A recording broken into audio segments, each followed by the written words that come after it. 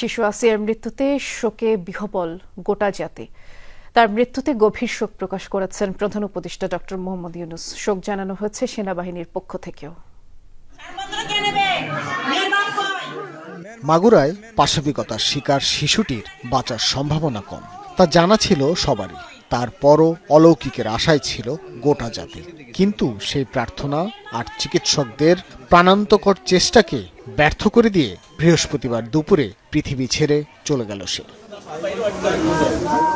6 March থেকে চোখের ঘুম হারাম পুরো পরিবারের। শুধু হৃদস্পন্দন চলা মেয়েকে নিয়ে মাগুরা থেকে ঢাকা মেডিকেল, সেখান থেকে সিএমএইচে ছুটতে হয়েছে তাদের।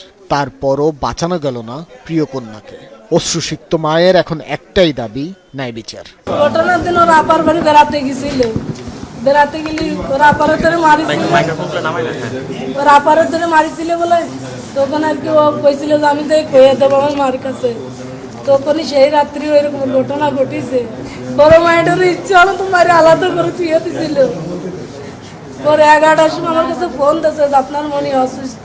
আমি যাই দেখি যে সদরে ভর্তি করছে মাগুরা দিয়ে, তুই উনি পলাইছে ওই মহিলা।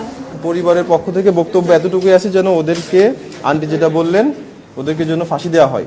যারাই আসিয়ার হত্যার সাথে জড়িত সবার ফাঁসি চাই আমরা। আমাদের আর কোনো বক্তব্য নেই।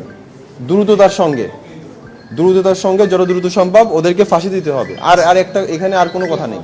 মাগুরা সরকারি হাসপাতাল থেকে সম্মিলিত সামরিক হাসপাতাল 7 দিনে শিশুটিকে বাঁচানোর চেষ্টা